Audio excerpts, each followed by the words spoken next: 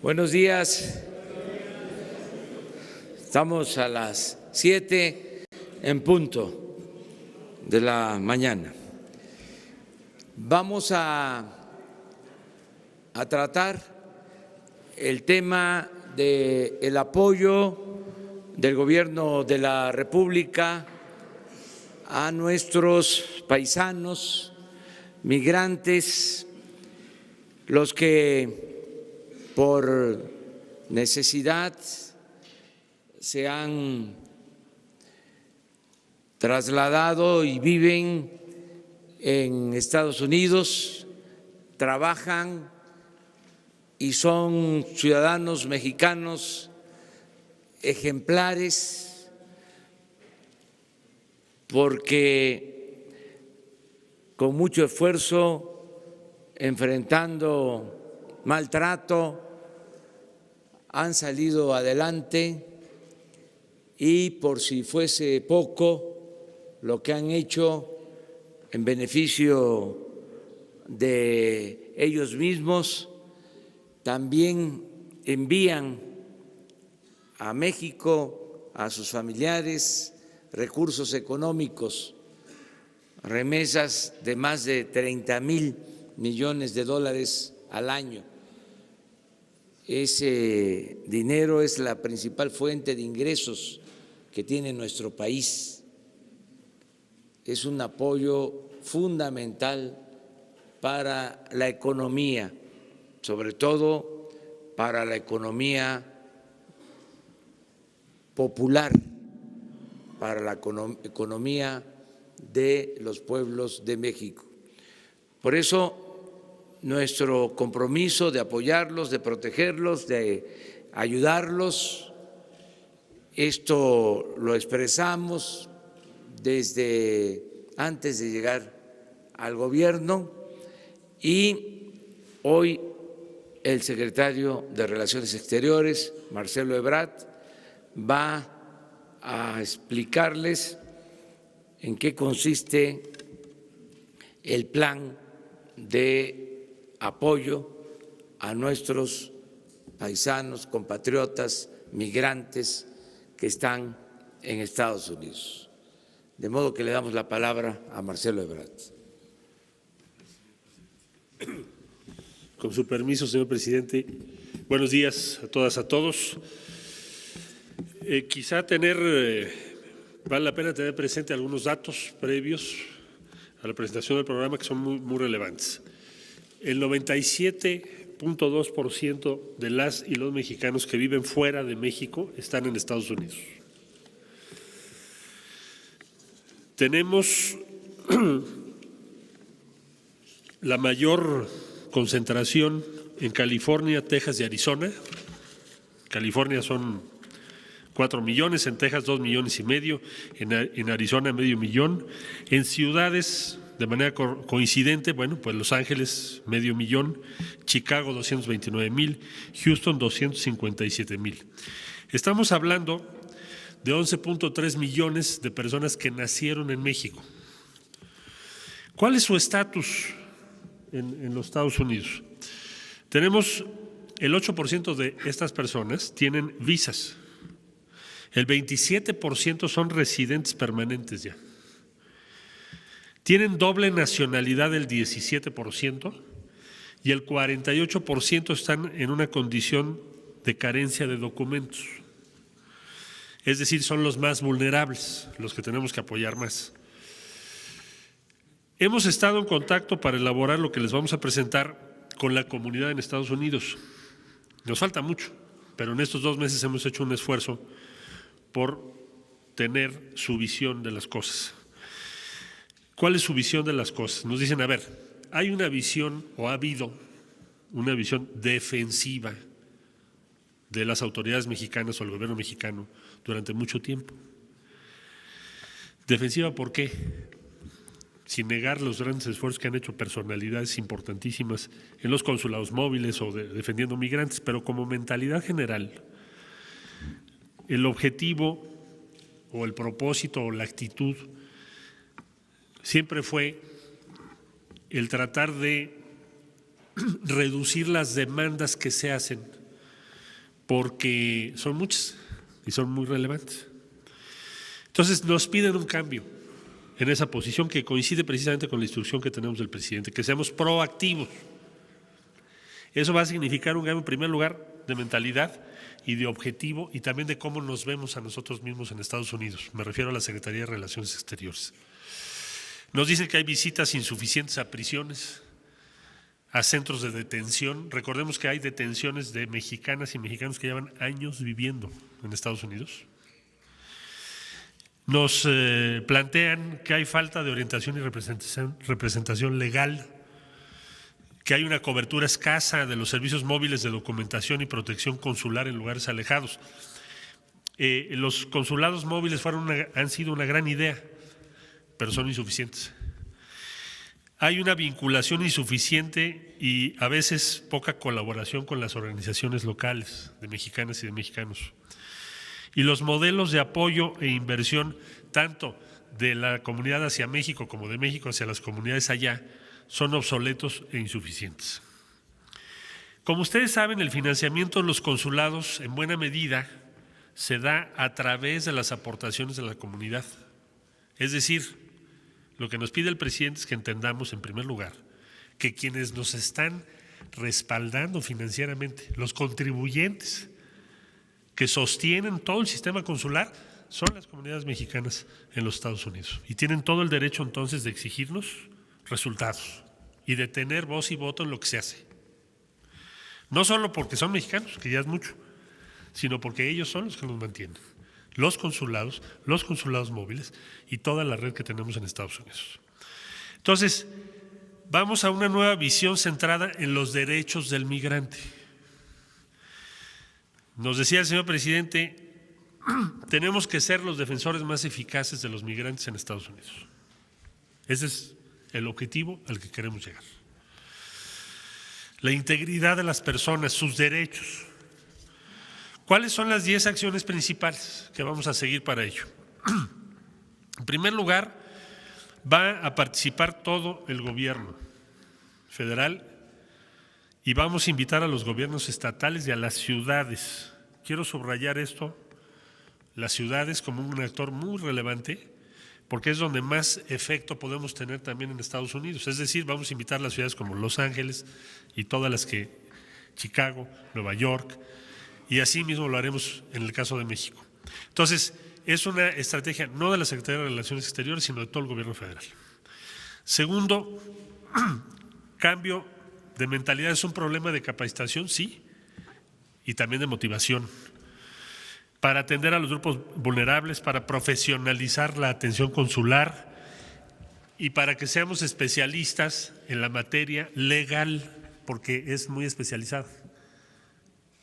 Y tenemos que especializarnos en eso para ser más eficaces.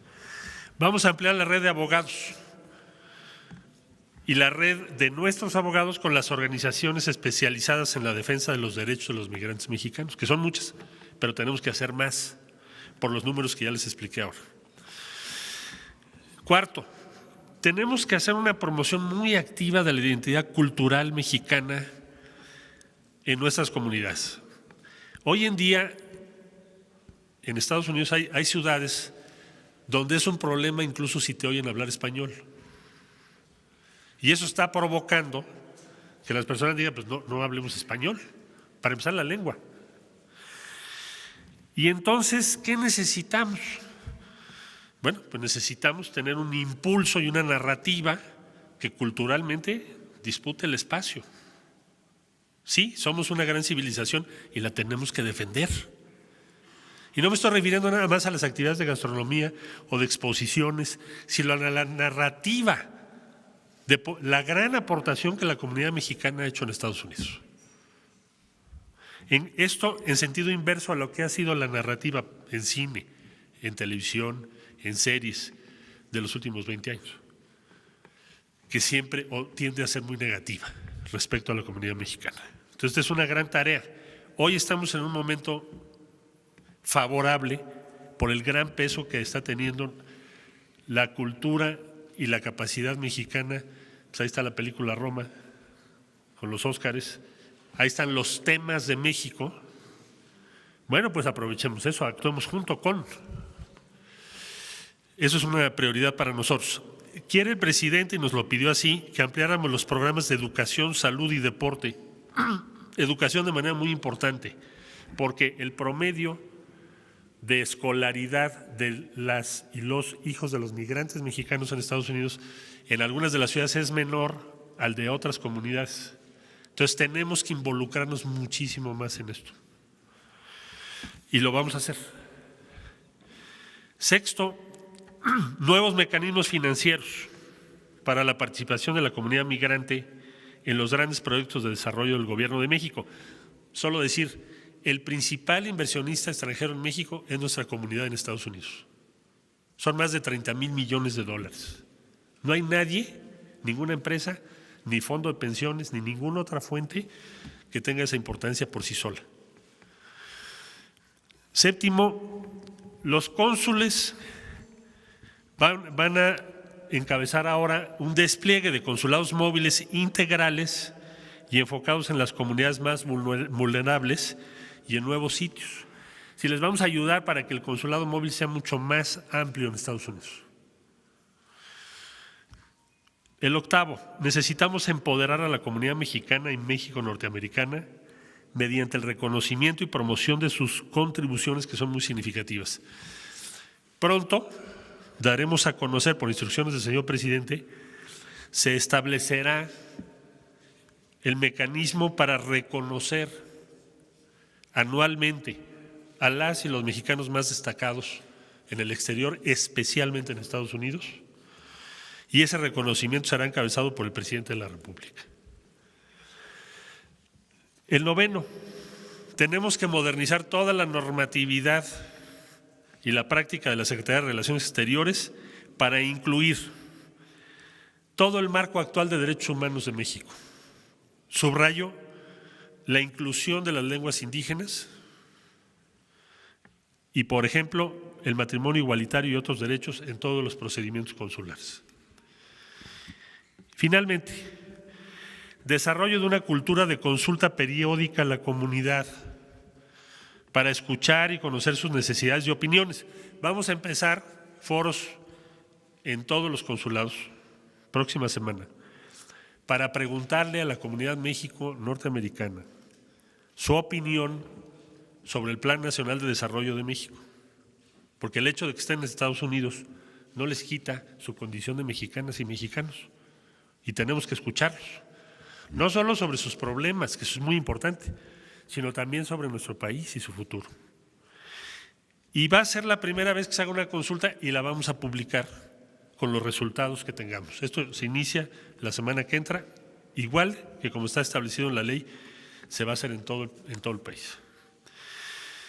Queremos, como ya dije, defender la civilización mexicana, nuestra lengua, la cultura. Vamos a invitar a los hermanos de los países latinoamericanos.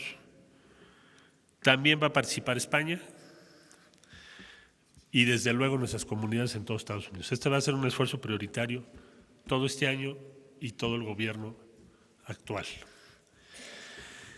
Y en resumen, se nos pide, se nos instruye a que seamos capaces de organizar una nueva relación con la diáspora mexicana, empezando por cambiar la mentalidad defensiva por una mentalidad proactiva. Ya estamos analizando diversas medidas adicionales muy relevantes que se van a tomar para garantizar su identidad y debida documentación como mexicanas y mexicanos en Estados Unidos con el pleno ejercicio de sus derechos en México. Por su atención, muchas gracias, estoy a su disposición para preguntas. Solo mencionaría para terminar, bueno, con qué recursos vamos a hacer todo esto y con qué personal vamos a hacer todo esto. ¿Ya le ibas a preguntar? Perdón. Bueno, pero lo voy a informar. Tenemos para este año la siguiente previsión, digamos la inversión total que se hará en consulados y la Embajada de Estados Unidos va a ser de 3,295 millones de pesos. Y tendremos 2,163 personas trabajando en este programa, y conforme vayan creciendo los consulados móviles, tenemos el plan de terminar el año con más o menos 2,800 personas por los consulados móviles que ahora vamos a tener en otras partes de Estados Unidos. Y ahora sí, a sus órdenes. Con relación a este punto estoy diciendo. ¿Quién tiene preguntas sobre esto? Tú habías empezado por… Gracias, señor secretario. Arturo Páramo, imagen. Habla acerca de consultar a la población que está en los Estados Unidos, básicamente. ¿Con qué mecanismos se puede consultar a esta población? ¿Sería desde México, a través de correo, a través de los consulados, a través de la embajada? ¿Sobre qué temas? Porque si es una población tan grande, además de su situación, evaluarla, podrían también participar en revocación de mandato, por ejemplo, una vez que se llegue a ese punto. Esa será la primera. Y por lo que usted comenta entonces a la diáspora mexicana, a toda esa gente que se fue principalmente a Estados Unidos, los gobiernos anteriores prácticamente abandonaron en buena medida a aquellos que estaban fuera, sobre todo de las grandes ciudades. No se les dio ningún apoyo consular, no se les defendía sus derechos, se dejó pasar la oportunidad de aprovechar esa masiva migración para generar o para mantener la identidad mexicana de toda esta gente en los Estados Unidos. Yo diría que, mira, la consulta la vamos a hacer por dos vías. Una, todos los consulados. Vamos a convocar a foros. Hay una red muy importante en Estados Unidos de organizaciones ya en contacto con los consulados mexicanos, pero lo haremos lo más abierto que se pueda. Y ahí va a haber presencia de la Cancillería en todos los foros que se van a realizar. Cada consulado va a organizar el foro que le corresponda. Y además lo organizaremos también vía internet y vía la página de la Secretaría de Relaciones Exteriores para recibir los planteamientos. ¿Sobre qué se les va a consultar? Primeramente, sobre su situación allá y las acciones que acabo de enunciar. Lo primero que vamos a hacer es consultar este plan, los 10 puntos. Seguramente va a haber muchas aportaciones. Y lo segundo que les vamos a preguntar es sobre los principales proyectos en los que a ellos les interesa participar y opinar respecto a México. Y eso pues desde luego va a tener muchas variaciones. Primero porque el origen es distinto de cada comunidad y sus prioridades son distintas, pero vamos a abrirles el espacio para que nos podamos dialogar con ellos, podamos tener lo que ellos proponen. Ese es el primer paso para dejar atrás una mentalidad defensiva. La mentalidad defensiva yo la viví muchas veces y ustedes también.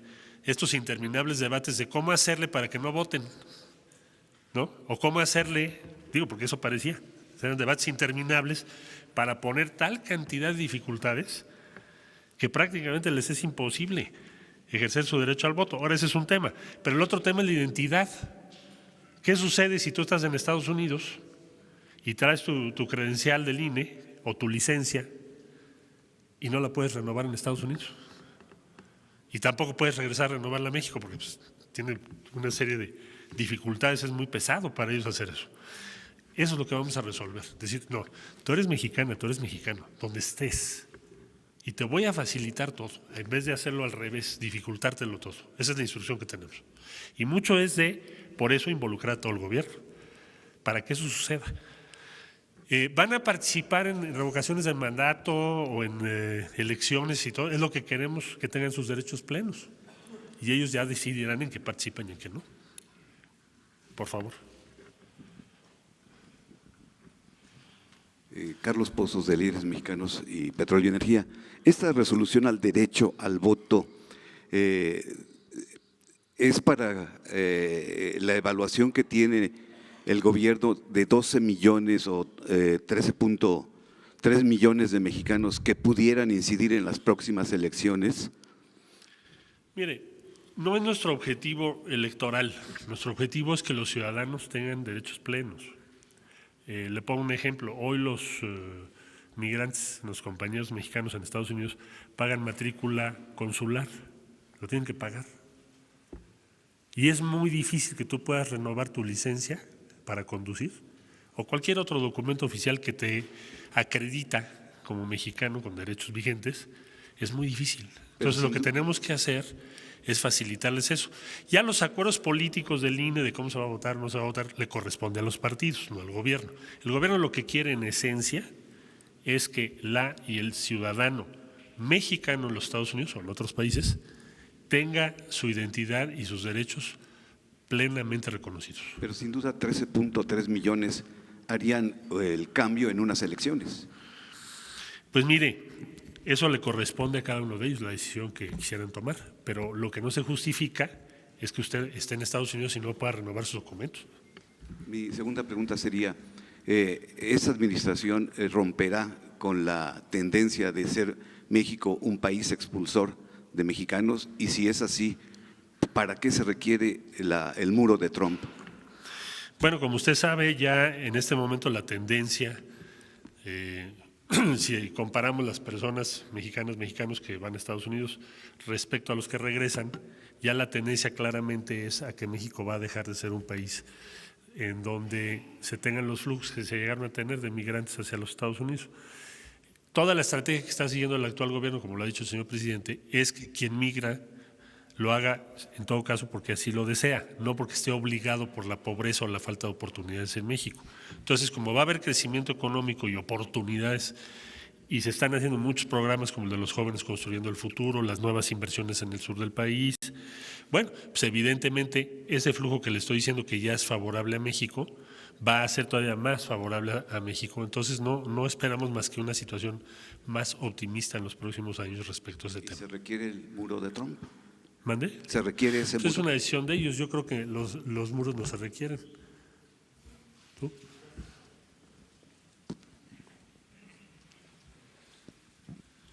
Buenos días, señor presidente. Buenos días, canciller. Alejandro Lelo, de la red de Grupo Cantón. Preguntarle, el programa 3x1 prácticamente desapareció este año en el presupuesto de egresos. El mecanismo para que los paisanos puedan invertir en programas de desarrollo en México, del desarrollo del gobierno, ¿cuál podría ser para este año? Y también el Fondo de Apoyo a los Migrantes, entiendo que prácticamente desapareció. ¿Qué estaría sustituyendo a estos dos programas? Bueno, el primer tema es uno de los asuntos, el número 6, mecanismos financieros que queremos discutir con ellos. ¿Qué me han dicho o qué nos han dicho? Que no les parece lo más adecuado como estaba. Fue una buena idea en su tiempo, tampoco hay que decir que no fue, si tuvieron inversiones importantes, pero al paso del tiempo proponen que se renueve. Eso es uno de los objetivos de esta consulta y vamos a anunciar en qué quedamos con ellos. No queremos hacerlo de manera previa, porque entonces ¿para qué los consultaríamos? ¿No? Vamos a ir a discutir con ellos cómo puede ser mejor la inversión que hacen en México. Por ejemplo, algunos han sugerido que ellos puedan pagar en Estados Unidos la cobertura vía el Seguro Social de sus familias. Ya estamos trabajando esa idea. Hay varias ideas, pero ya lo iremos informando. Respecto al fondo que me dice al fideicomiso, fue un fideicomiso que tuvo derivado de una decisión para un año, ya hace 3 años. Lo vamos a sustituir por recursos anuales. En vez de un fideicomiso que tengas ahí pues por una sola vez, vamos a ir aumentando los recursos que presupuestalmente están destinados a este objetivo. Gracias. Por favor. ¿Qué tal, canciller? Buenos días, señor presidente. Buenos días. Nadia Buenos Sanders, de México.com. Hay analistas, por ejemplo, el profesor Carlos Heredia, han planteado estos beneficios. Uno de los problemas de los migrantes en Estados Unidos es que prácticamente no pueden enfermarse. Uno, porque sale muy caro y pues no tienen servicios de salud. ¿Estarían dispuestos a poner como condición en las negociaciones del TEMEC la seguridad social o servicios de Medicare para los migrantes indocumentados allá? O sea, poner estas situaciones de derechos fundamentales como el derecho a la salud en las negociaciones comerciales con Estados Unidos. Pues no creo que sea honestamente el tratado de tema comercial o el actual TEMEC el foro o el espacio para hacer la negociación de esto. Lo que estamos planteando es un esquema de protección y acceso a salud que también les vamos a presentar y que ahora estamos consultando no solo, desde luego, con nuestras comunidades, sino con diferentes ciudades de Estados Unidos que tienen diferentes políticas más favorables para esta causa.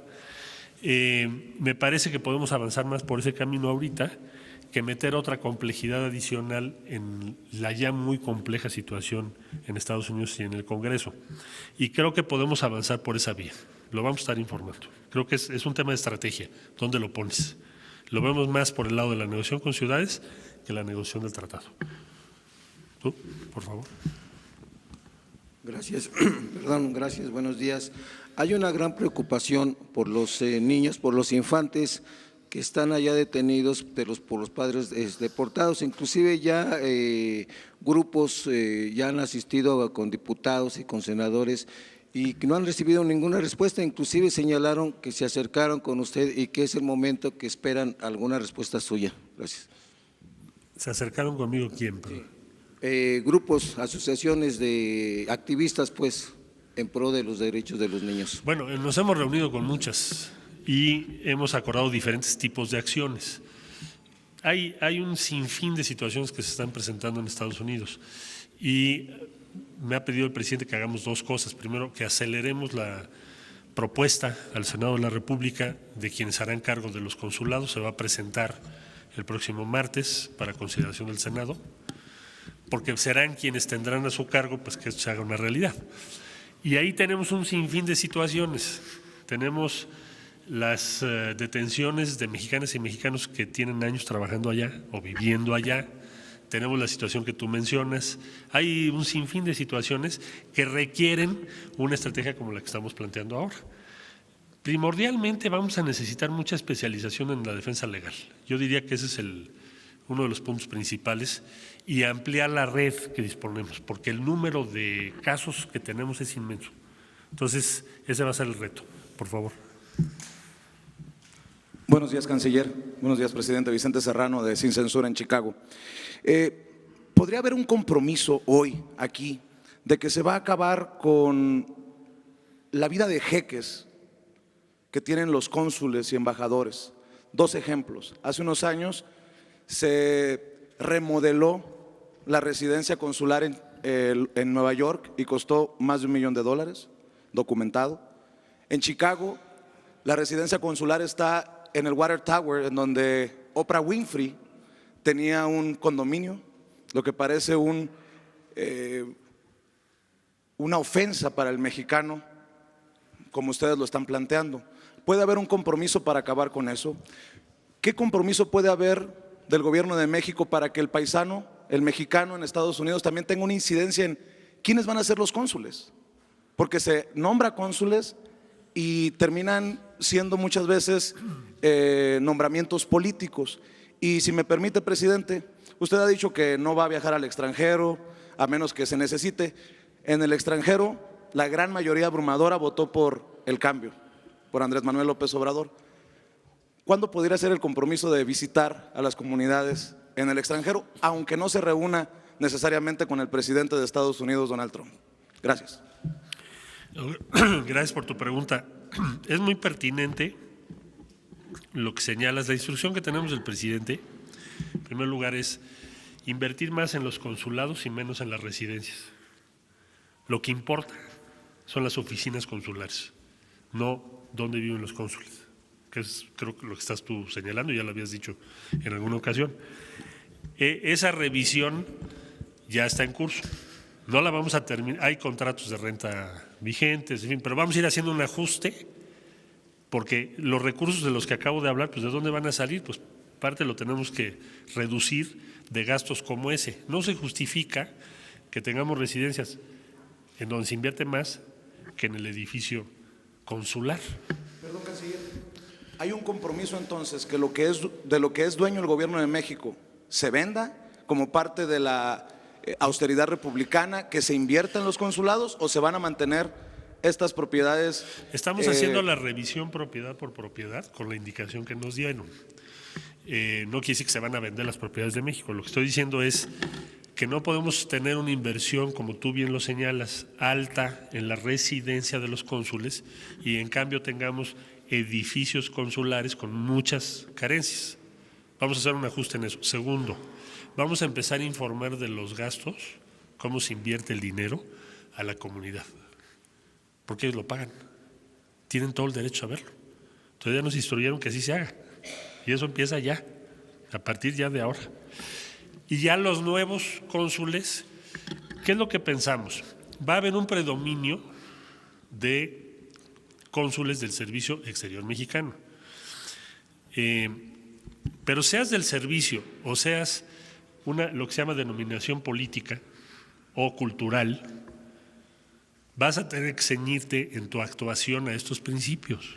Lo importante es que la comunidad lo pueda evaluar, por eso también no lo mencioné, pero me pidió el señor presidente que cada 3 meses pongamos un informe de qué es lo que estamos haciendo, qué avance ahí, qué nos está pidiendo la comunidad. Es otro tipo de diálogo el que vamos a ensayar ahora, es otra actitud. Y vamos a aprender también, porque no se hacía así antes, pero ahora sí se va a hacer así, ese sería el compromiso. Del presidente, perdón, del presidente, ¿para cuándo puede hacer el compromiso de visitar las comunidades en Estados Unidos, presidente? Vamos a…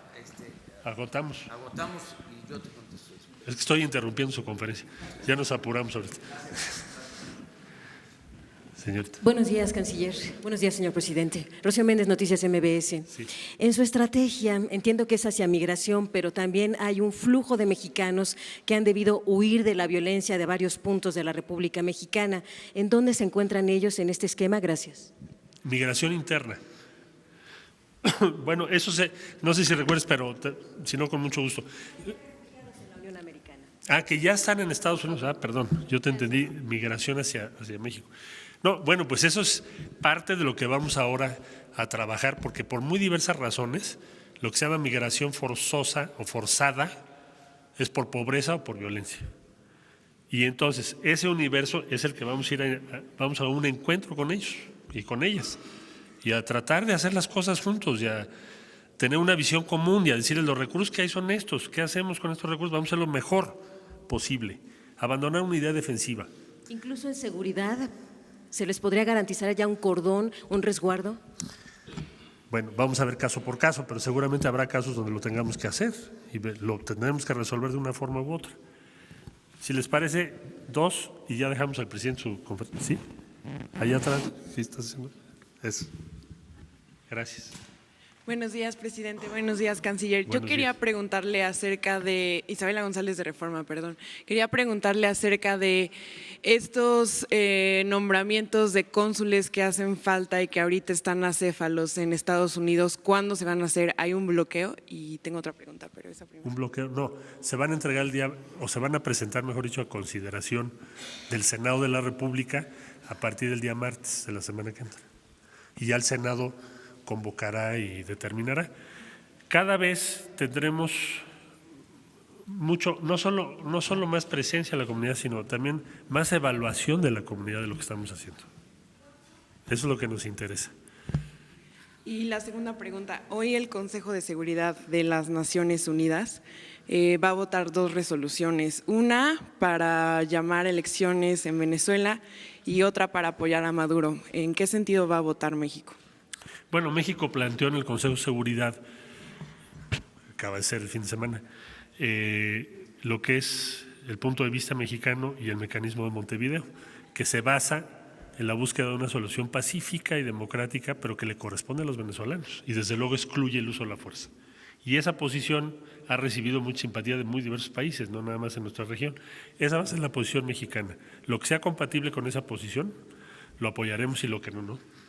Entonces, ¿van a votar en contra de las 2 resoluciones? Vamos a ver en qué términos se presentan las resoluciones, pero la posición mexicana es esa, y es la que vamos a defender.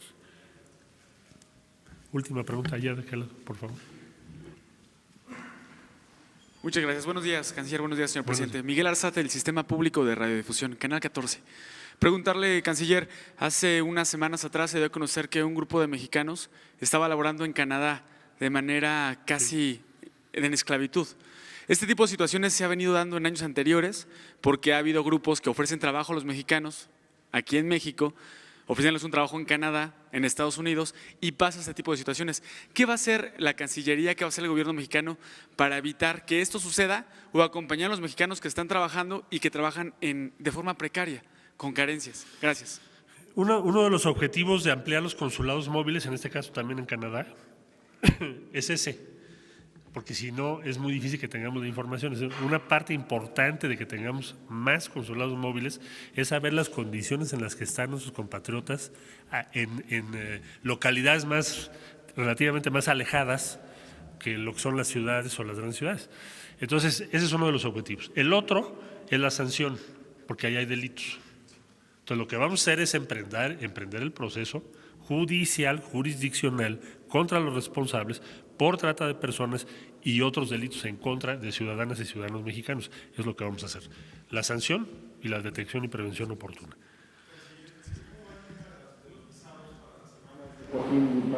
El tema de los visados para las hermanas de Joaquín Guzmán Loera, tendrán que hacer su trámite como cualquier otra ciudadana o ciudadano ante la Embajada de los Estados Unidos. No van a tener ningún trámite especial, pero también la Embajada nos informó que no van a dificultar ese trámite. Es decir, tienen derecho a hacerlo como cualquier otra persona. Muchas gracias y ahora sí damos paso a la conferencia del señor presidente. Sí, señor. Bueno, miren, llevamos una muy buena relación con el gobierno de Estados Unidos y estamos tratando el tema migratorio con un enfoque distinto a lo que se había concebido y aplicado en los últimos tiempos. Queremos que la migración se pueda aminorar con desarrollo, que haya cooperación para el desarrollo y, como aquí se dijo, que la migración sea optativa, opcional, no forzada, no obligatoria. Para eso estamos llevando a cabo conversaciones y queremos tener un acuerdo con el gobierno de Estados Unidos para que haya inversión. Hay un compromiso de inversión de alrededor de 10,000 millones de dólares, que incluye a países de Centroamérica y a nuestro país. Eso nos importa mucho y pensamos que eso es atender el fenómeno en lo estructural, atendiendo las causas que han llevado a muchos mexicanos a abandonar nuestro país.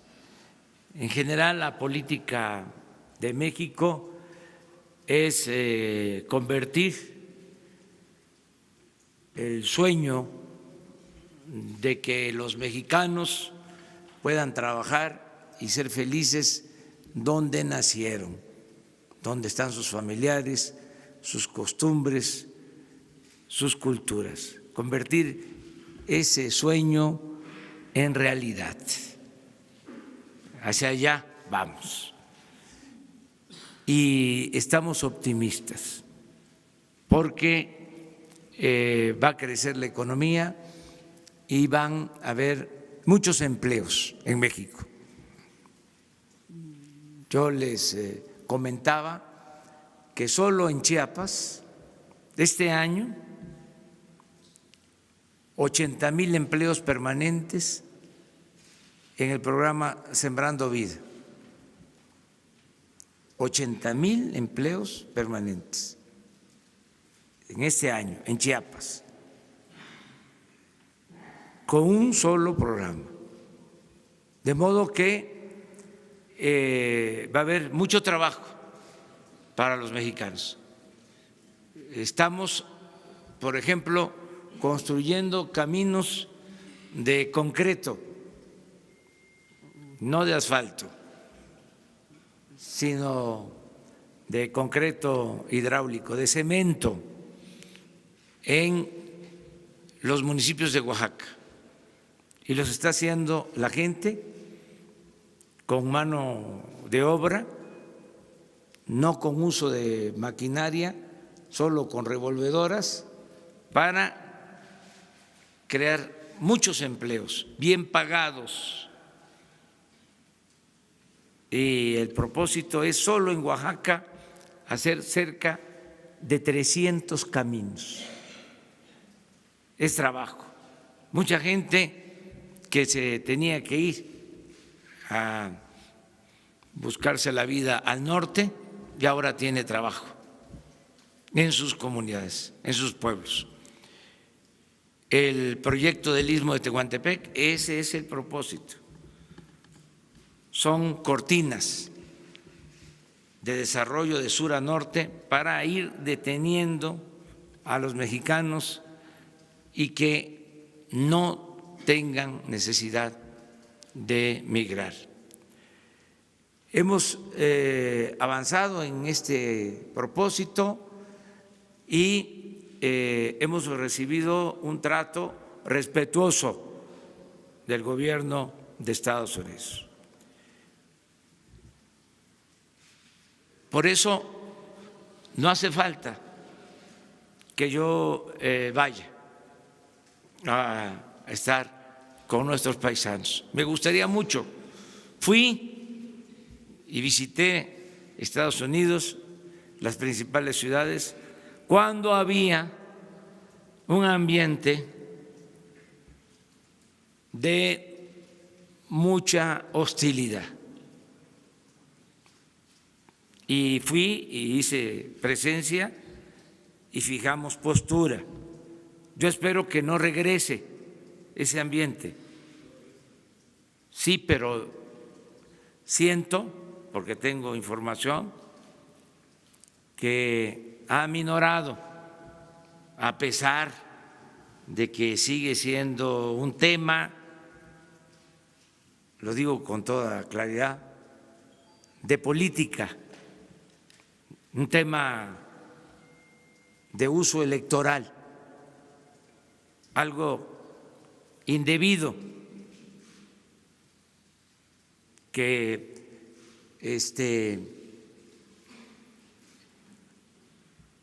se valgan de la situación de los mexicanos los partidos. Ese no debería de ser tema, pero afortunadamente ha sido menos agresivo el lenguaje, el discurso y sobre todo tengo resultados de deportaciones, por ejemplo. Tengo información en ese sentido. Y eso es lo que me sirve para guiarme sobre cuándo proceder, cuándo actuar, para actuar con mucha prudencia y con firmeza cuando se necesite o cuando se necesite más. No es el mundo ideal, pero tenemos que actuar con prudencia, cuidar mucho nuestra relación con Estados Unidos. Y creo yo que las autoridades de Estados Unidos saben lo que significan los mexicanos en todo sentido. Es una fuerza productiva de primera para la economía de Estados Unidos. Estamos hablando de los mejores trabajadores del mundo. Esos son nuestros paisanos. Pero también es un pueblo cada vez más consciente, que está en proceso de organización al interior de Estados Unidos, de manera espontánea, sin que nadie se lo proponga. Y son 24 millones, porque estamos hablando de los que nacieron en México, pero hay otros 12 millones que son hijos de padres mexicanos. Es una comunidad muy fuerte y muy consciente. Y esa comunidad, en efecto, ve con mucha simpatía nuestro movimiento. Entonces, si hubiese necesidad,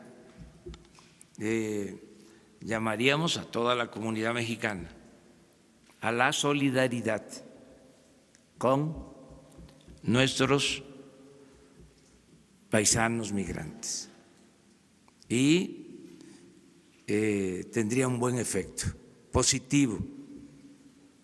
Nada más que nosotros estamos actuando con mucho respeto a la soberanía de Estados Unidos. Lo vamos a seguir haciendo de esa manera porque queremos que se respete nuestra soberanía. Pero hay ahora condiciones muy favorables para que se garanticen derechos humanos, se proteja a migrantes y se les dé reconocimiento a nuestros paisanos. Eso es lo que puedo decir. En caso de que se necesite, vamos, he dicho, si se trata de ir a firmar un convenio como el de la cooperación para el desarrollo, desde luego, vamos. Todo lo que signifique conseguir la paz, en lo que podamos ayudar, estamos dispuestos a contribuir, a ayudar, a participar. Otras cosas, pues tengo la dicha, la fortuna de estar bien representado en la Secretaría de Relaciones Exteriores. Marcelo Ebrard es un extraordinario secretario de Relaciones Exteriores y él me está ayudando mucho en todo lo que es política exterior.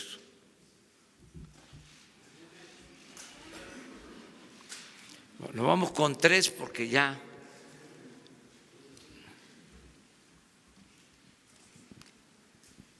Hola, presidente, buenos días. Shaila Rosagel, reportera de Grupo Gili, periódico El Imparcial, La Crónica y Frontera de Tijuana. Le quiero preguntar, presidente, mire, en Sonora hay grupos de personas que tienen tomadas las casetas de cobro de peaje, de todas las casetas, ¿no?, de Sonora, y pues piden dinero los automovilistas y así obtienen recursos. Esto también ocurre en Baja California.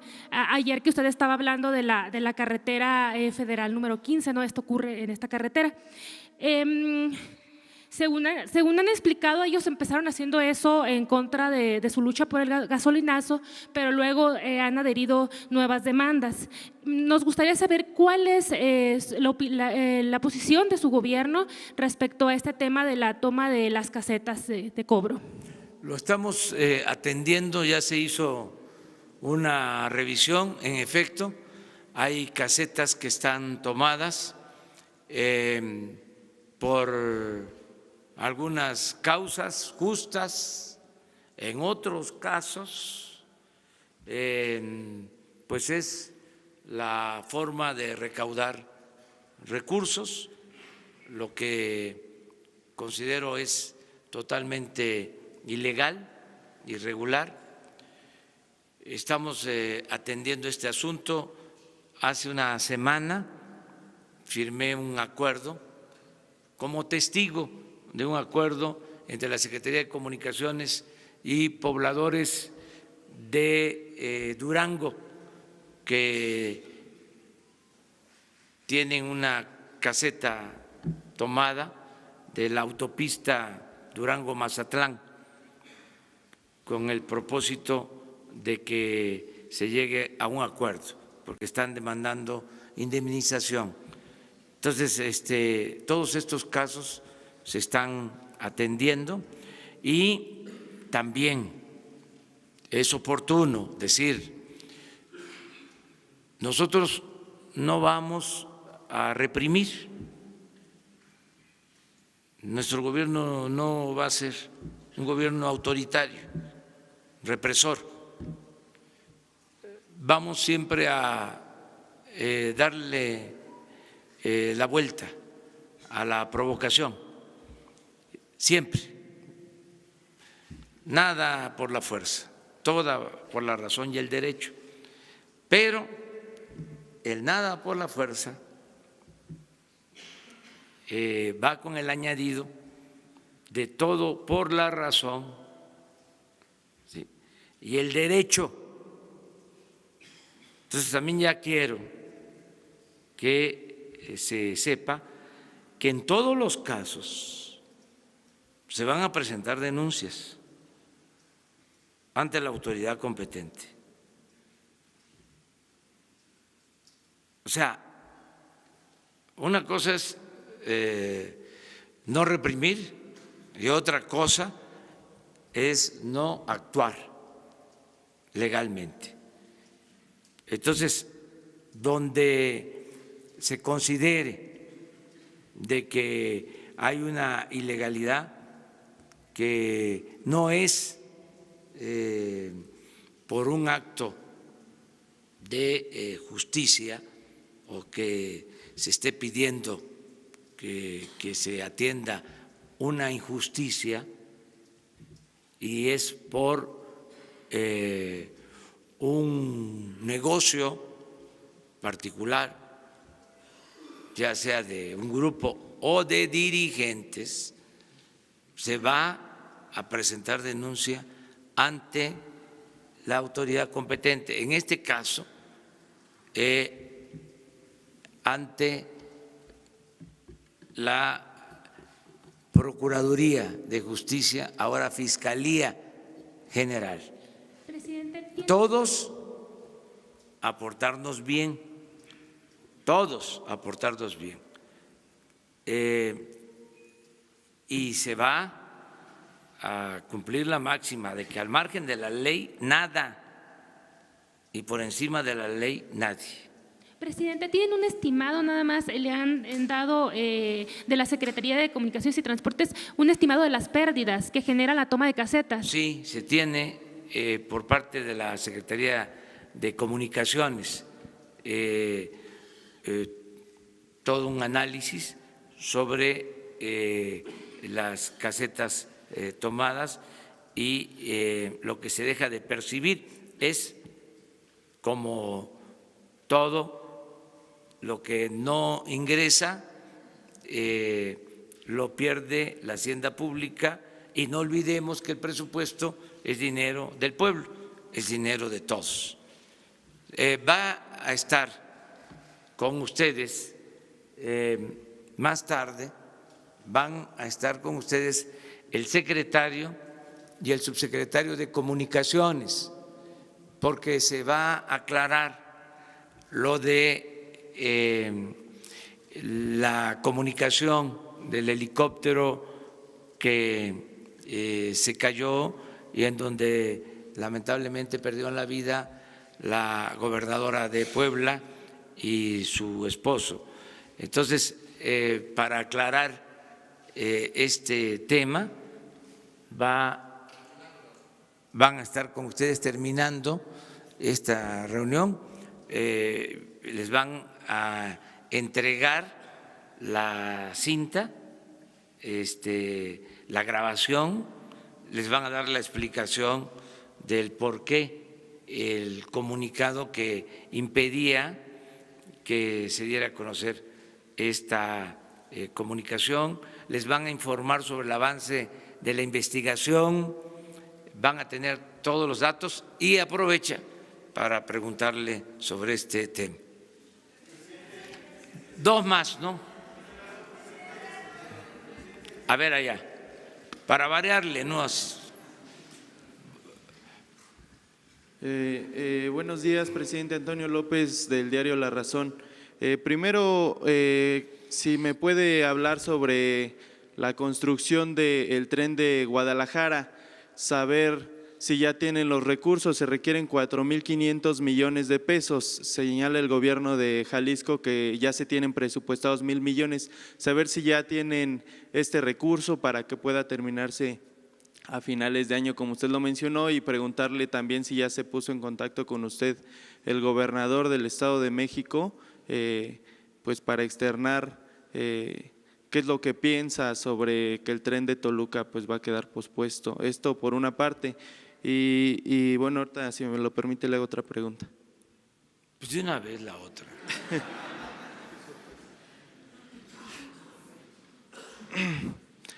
Un juez de distrito, presidente, admitió un amparo para quitar la condecoración del Águila Azteca al yerno y asesor de Donald Trump, Jared Kushner. Saber cuál es su postura al respecto.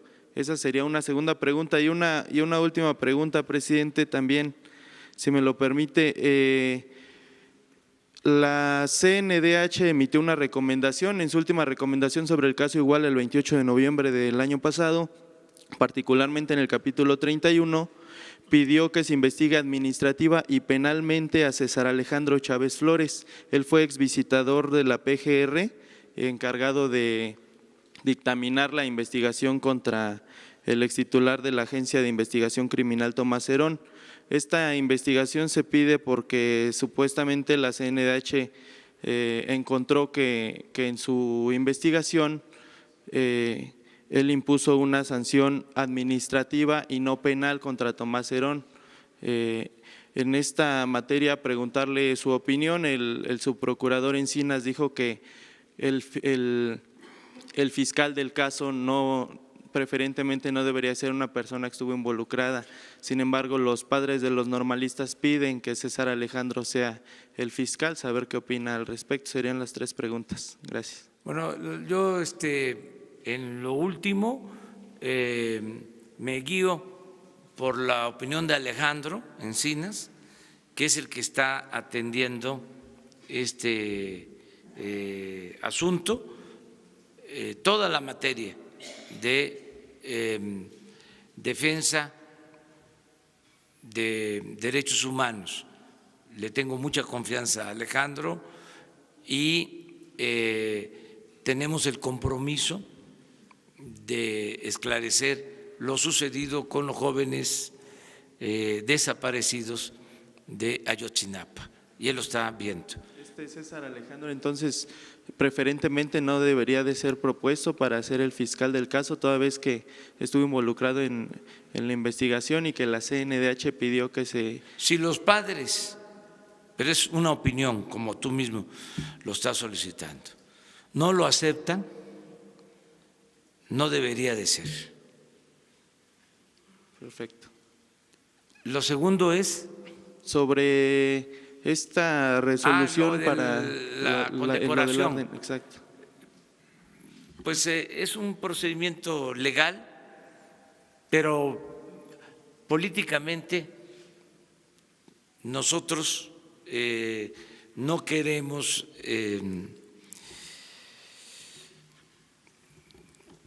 alterar,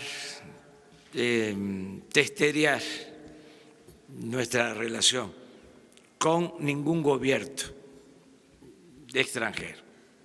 Queremos llevar una relación de amistad. Solo en casos de agresiones a México, a los mexicanos, entonces sí actuaríamos de otra manera. Pero si se trata de cuestiones que no afecten en lo fundamental y que tienen que ver más con las formas que con el fondo, no nos metemos. Hay quienes dicen que la forma es fondo, pero no tenemos por qué pelearnos o abrir frentes por todo. Acabo de decir que la relación con Estados Unidos es una buena relación, nos han respetado y tengo pruebas de lo que les estoy diciendo. No me quedaría callado si no hubiese una relación de respeto. Les pongo un ejemplo, tengo varios. Fijamos una postura con relación al conflicto en Venezuela, apegada a lo que señala la Constitución, la no intervención, la autodeterminación de los pueblos. Una postura que podría ser contraria a lo que sostiene el gobierno de Estados Unidos. Sin embargo, ellos han actuado con respeto a nuestra decisión. Finalmente, sobre el tren de Guadalajara, presidente, ¿tiene observaciones por más de 190 millones de pesos por parte de la auditoría? Sí, miren, en el caso del metro de Guadalajara, le tengo a los ciudadanos de Guadalajara, al pueblo de Jalisco, una buena noticia, Vamos a terminar este año el metro. ¿Y por qué es buena noticia? Porque se demoraron mucho las obras, se hicieron mal los cálculos, hasta se quería inaugurar y se pensó en el gobierno anterior de que se terminaba el metro con una inversión de 1,000 millones de pesos. Sin embargo, se hizo la revisión y para terminarlo, después de muchos daños ocasionados que han padecido en Guadalajara y en la zona metropolitana de Guadalajara, otros municipios que integran la zona metropolitana,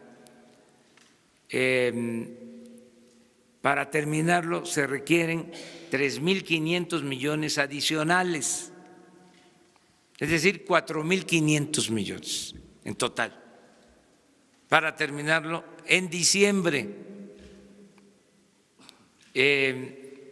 Tomamos la decisión de reunir recursos dándole prioridad a la terminación de esta obra para que ya se concluya. Esta es una buena noticia para los habitantes de Guadalajara, de Jalisco, de toda la zona metropolitana, de Guadalajara, Zapopan y de otros municipios. Nos hizo un planteamiento el gobernador de Jalisco y estamos dando respuesta. a ese planteamiento. ¿Los 3.500 restantes los pondrá el gobierno federal? El gobierno federal de ahorros y de transferencias de recursos, porque estamos también reprogramando.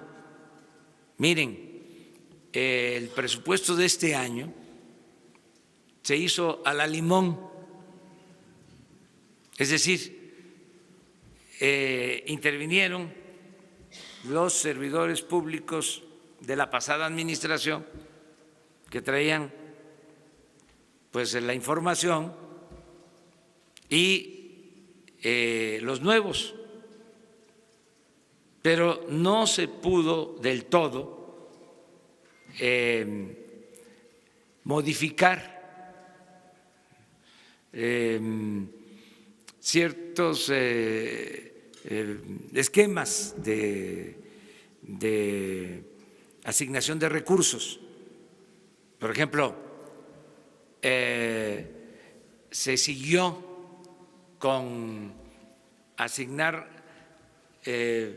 recursos a muchas obras, pero muy pocos recursos, que mantenían las obras año con año. ¿Sí?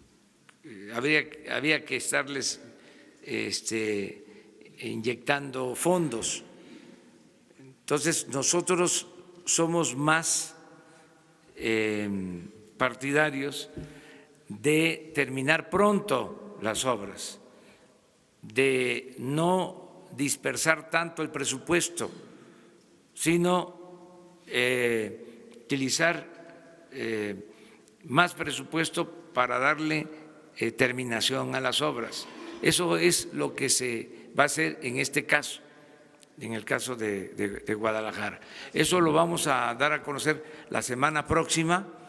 Creo que es una muy buena noticia porque se autorizan 1.000 millones para este año, pero los 1.000 millones es para pagar deudas que ya se tenían y en este mes de febrero se terminan de ejercer los 1.000 millones y ya hacia adelante no había presupuesto, de modo que se iba a detener la obra y ha significado muchas molestias a la gente porque lleva mucho tiempo. Entonces ya se tomó la decisión, se van a hacer las transferencias de recursos para que en diciembre, es el compromiso que estamos haciendo, que en diciembre ya esté funcionando el metro de Guadalajara. A ver, allá atrás. Ustedes dos. Y ya terminamos. Presidente, buenos días. Montserrat Sánchez de Reporte Índigo. Ya presentaron el plan para desapariciones forzadas, el plan para migrantes. Le quisiera preguntar cuándo van a presentar un plan para tratar el tema de feminicidios. Ya estamos trabajando en eso. El día 8 vamos a informarles sobre el plan de atención, apoyo, protección a las mujeres. El día 8 vamos a tener, como siempre, esta conferencia ajustada porque posteriormente están ustedes invitados. Vamos a tener un encuentro con mujeres aquí en el patio central. El tema va a ser mujeres, es el tema para este caso. El día 11 de marzo, que es lunes, va a ser lo mismo, pero en general habíamos acordado de que yo iba a informarles sobre los 100 días aquí pues yo voy a darles una introducción aquí en la mañana, pero van a estar ustedes como invitados especiales para cumplir con el acuerdo en un acto que vamos a hacer también en el patio central, en donde voy a presentar un informe a los ciudadanos sobre los 100 días de gobierno. Presidente, una última pregunta. Nuestro público, Verónica Castrejón, que sigue nuestra transmisión en vivo, quiere saber qué opina usted sobre lo declarado por Karime Macías, esposa de Javier Duarte, lo declarado por Javier Duarte sobre su esposa que vive con austeridad. No, vi los titulares, la verdad, las notas, los titulares, pero no tuve tiempo de leerlo. Entonces, déjemelo ahí de tarea. Una más. Buen día. Allá. Manuel Temolsin, de Así lo dice la Mont. Hay una preocupación sobre la globalización que está ganando mucho terreno. ¿Habrá alguna iniciativa para el rescate de las tradiciones y costumbres de México, sobre todo los jóvenes que están en el extranjero? Esa es la primera pregunta, por favor. Sí, Marcelo mencionó que uno de los puntos del plan de apoyo, de fortalecimiento a los migrantes, a nuestros paisanos que están en Estados Unidos, es el reforzar los valores culturales, morales, la lengua, nuestras costumbres. Lo cierto es que es muy fuerte la cultura o las culturas, para hablar en plural, porque México es un mosaico cultural, pero son muy fuertes las culturas de México. Sí. Y lo mencionó muy bien, me gustó el término, el concepto, la civilización mexicana, que está conformada por varias culturas. Esa es la gran fortaleza de nuestra nación. Yo siempre he dicho que las culturas nos han salvado, siempre. Nuestras culturas nos han salvado de todas las calamidades. Es por nuestras culturas que podemos resistir ante temblores, inundaciones, hambrunas, malos gobiernos, corrupción. Eso es lo que nos saca siempre adelante. Y no han podido con eso. Es muy fuerte. Y se pueden ir los mexicanos por necesidad a buscarse la vida a otras partes, y ahí está su cultura. Ahí está la comunidad oaxaqueña en Estados Unidos, la zacatecana, la guerrerense, ahí están con sus culturas.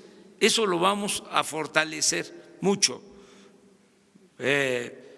porque ese no solo es un distintivo, no solo es nuestra identidad, es nuestra fuerza como nación, que es algo extraordinario, porque de eso dimana la vocación del mexicano por el trabajo, por ejemplo.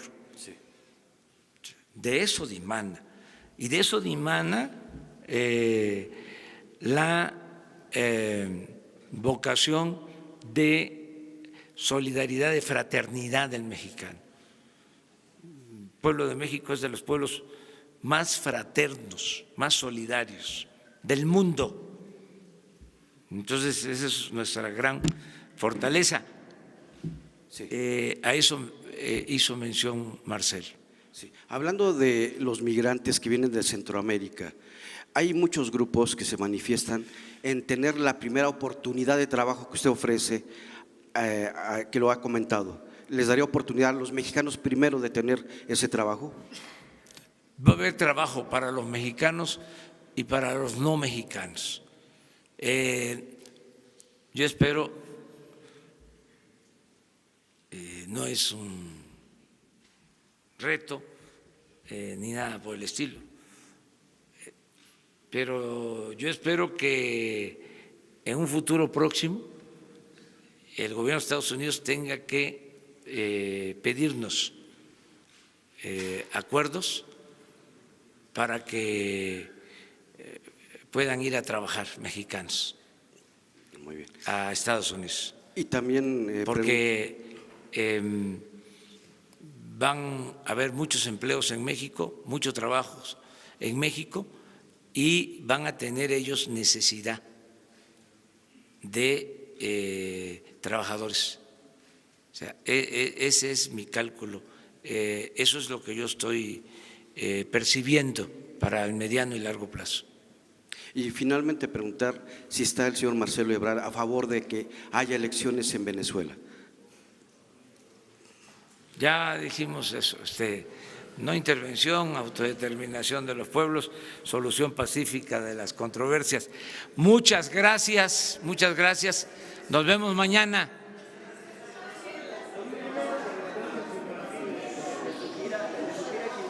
Miren, sí, las expectativas de crecimiento hay que verlas con los antecedentes, como todo, se tiene que ver en contexto. No se puede solo ver el árbol sin el bosque.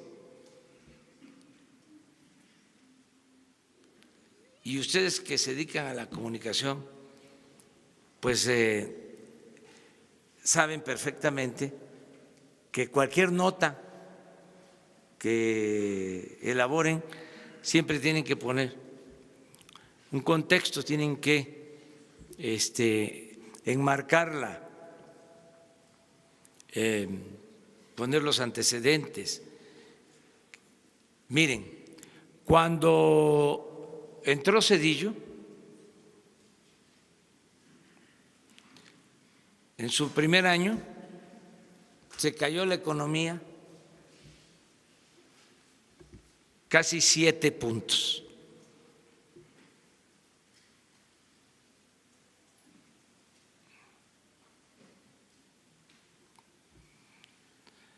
No solo no creció, sino hubo un decrecimiento de 7 puntos.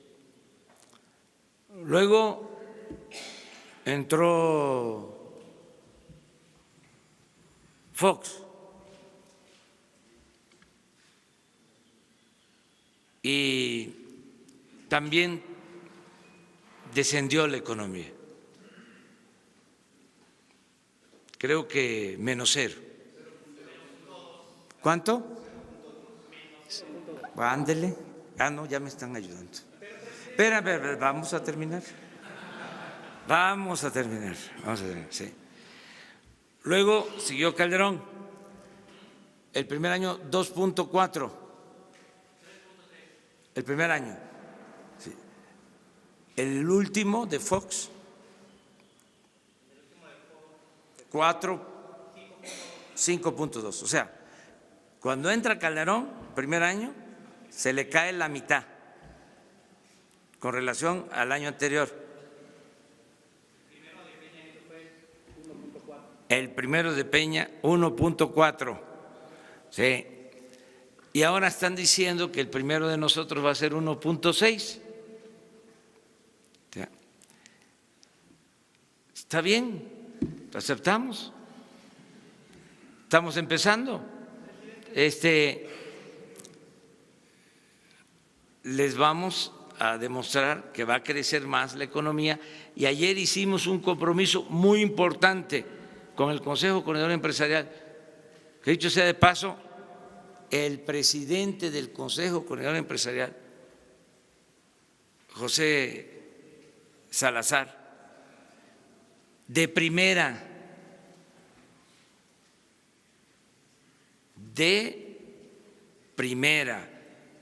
nombre inteligente, honesto y preocupado por el desarrollo del país. Nos hizo 2 propuestas. Imagínense un dirigente del sector empresarial que dice: queremos ayudar en la transformación, y hacemos 2 propuestas. Una, ayudar para que en el sexenio salgan de la pobreza extrema los mexicanos. Le tomamos la palabra. La segunda, vamos a ayudar para que podamos crecer al 4% anual. Y las 2 propuestas muy importantes, yo le agregué la tercera, y lo vamos también a lograr de manera conjunta, porque él lo señaló. La tercera, acabar con la corrupción. Esa va a ser la otra aportación, el otro legado que vamos a dejar en un gobierno que representa a todos, un gobierno que es de todos, un gobierno de pobres y de ricos, de trabajadores y de empresarios, de católicos y de evangélicos y de libres pensadores y de ateos y de agnósticos, un gobierno plural, un gobierno de todos. Pero esos 3 propósitos: crecer al 4%, que no haya pobreza extrema y que se destierre la corrupción del país, ese es el gran propósito del gobierno de la República, de México.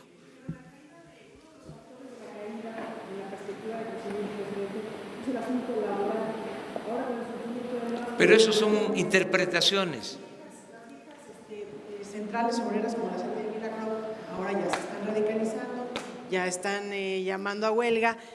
¿No hay un riesgo de que se asuste a la inversión por este fenómeno? Son interpretaciones. Yo, cada quien tiene sus enfoques,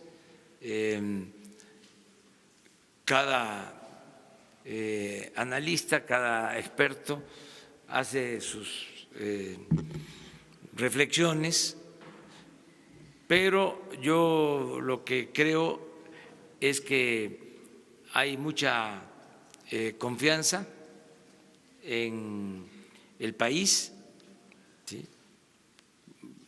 Lo de ayer así lo expresa.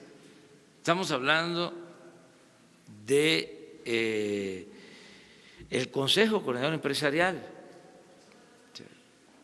No hubo ninguna queja, ningún reproche, ningún cuestionamiento al gobierno, al contrario,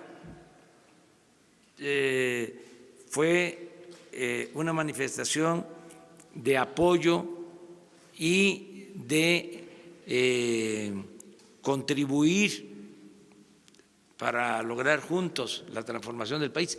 Hay un ambiente muy bueno para que se pueda crecer, para que no tengamos conflictos. Esto que se está presentando entre algunas empresas y sindicatos, pues es normal, pero ya hicimos también la recomendación de que se actúe de manera responsable, que se dialogue.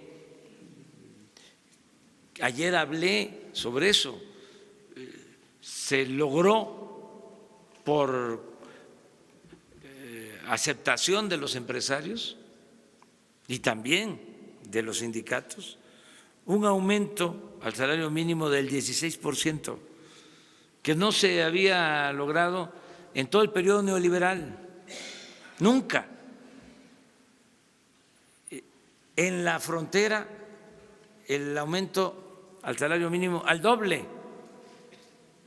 Entonces, esto pues ha animado a el sector obrero a estar planteando en los contratos, ¿sí?, en las negociaciones de contratos, pues incrementos en los salarios. Entonces, mi recomendación es que se aumenten los salarios, pero que también se considere la situación de las empresas, que haya equilibrios, que tenemos que mantener las fuentes de trabajo y que se piense que no se puede lograr de la noche a la mañana, de un día para otro, la recuperación de todo lo que perdió el salario en el periodo neoliberal, porque perdió como el 75% de su poder adquisitivo. Ese es uno de los saldos más siniestros de la política neoliberal. Ayer lo recordaba, hubieron años en este periodo neoliberal, en estos 36 años de periodo neoliberal o neoporfirista, donde los aumentos al salario mínimo se daban por abajo de la inflación. Una cosa no solo injusta, inhumana. Bueno, pero no se puede recuperar en un año lo que se perdió en 36, porque se afectaría la economía y en vez de avanzar volveríamos al retroceso. Entonces, que esto se tome en cuenta, que nunca más los aumentos salariales se queden por abajo de la inflación, que se mejoren las condiciones salariales, que haya justicia laboral, pero que al mismo tiempo se cuiden las empresas, que no se genere un ambiente de inestabilidad en lo laboral, en lo productivo. Eso es lo que puedo comentar. Claro. Y, presidente, aprovechar para preguntarle, hay un proyecto en el Tribunal Electoral para tratar de reponer el asunto del registro del Partido Encuentro Social. Hay quienes refieren que hay presiones de este gobierno para que ese partido tenga registro. Usted en el interés fue su aliado en esta campaña que recién pasó. Claro, el gobierno no tiene sindicatos, el gobierno no tiene partido. Me estoy riendo porque es como una porra grosera de los Pumas.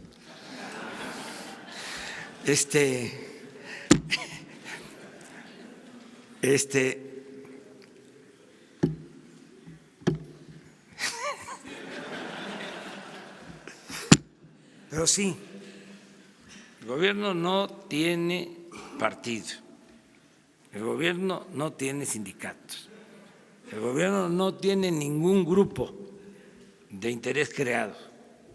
El gobierno solamente tiene un amo, que es el pueblo de México. Que le dieran el registro aunque no haya No alcanzado opino el porque porcentaje. eso es un asunto de otra instancia. No habrá No presiones, nos entonces. corresponde. No vamos a presionar a nadie, no vamos a perseguir a nadie, no se va a utilizar el gobierno para perjudicar a nadie ni para beneficio de personas, de grupos, de partidos. El cambio es que el gobierno represente a todos y que no esté el gobierno sometido a ningún grupo de interés creado. Que el gobierno sea de todos y que actúe con legalidad en el marco de la ley y que haya un auténtico Estado de Derecho. Auténtico Estado de Derecho, no Estado de chueco y mucho menos de cohecho. Y eso se acabó. Entonces, por eso cada vez que haya un asunto como el de que se prohibió que se escucharan las cintas de la comunicación entre el aeropuerto de Puebla o para con los pilotos del helicóptero que se desplomó, que se cayó, abrir. Mañana vamos precisamente a tratar lo de la apertura de los archivos antes del CISEN, la llamada Policía Federal de Seguridad. ¿Es policía? Sí. Dirección General de Seguridad. Del 85, sí, del 85 para atrás. Sí. Y luego de ya todo lo que manejaba el CISEN. Pero mañana vamos a dar a conocer el decreto y ya se abren los expedientes. O sea, transparencia completa, total. Solamente la cuestión de cuidar lo familiar, lo que tiene que ver con la protección de derechos humanos, que lo tenemos que hacer. Las pruebas de la corrupción en el aeropuerto, que usted hablaba que hubo corrupción en el proyecto del aeropuerto de Texcoco, el Instituto de Transparencia le pide que muestren esas pruebas. ¿Va a atender este llamado del instituto? Sí, se atiende, sí. Pues hay hasta auditorías y la Cámara de Diputados emitió documentos oficiales. Ahí se los entregamos, no hay problema. Es de dominio público. Lo que pasa es que como argumentan que usted en campaña habló de que este proyecto estaba plagado de corrupción, ya se hizo una solicitud de información y no mostraron los documentos desde la presidencia, ahora le piden que entregue estas pruebas de sus dichos, de que hubo corrupción en el aeropuerto. Hay información oficial, se las entregamos. Y también hoy publica la mamá de Marta Erika Alonso una carta muy dura con respecto a lo que ocurrió. Primero, bueno, evidentemente su molestia por esta reserva de los 5 años que ya se va a reparar, pero habla también de que es inadmisible que Miguel Barbosa sea el candidato porque está con las manos manchadas de sangre, dice, y que el partido de usted, Morena, pues lo postule nuevamente como candidato. Eso es otro asunto. Respeto mucho la opinión de la señora, pero eso es parte de lo partidista y no me meto en eso. Muy bien, muchas gracias. Nos vemos mañana.